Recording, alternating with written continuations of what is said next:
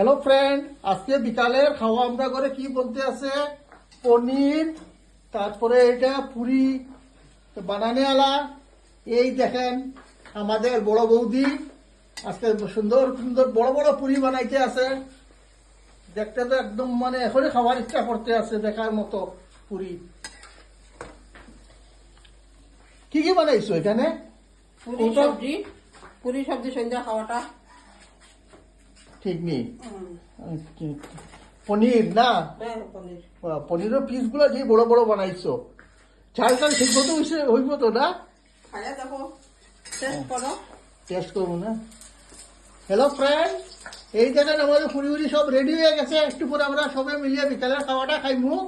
এই যে বানানি ওর এত বেশি কিছু তো আর দেখতে আসি না। আর কি পুরীর লোক আর কিছু আছে? চা হইব?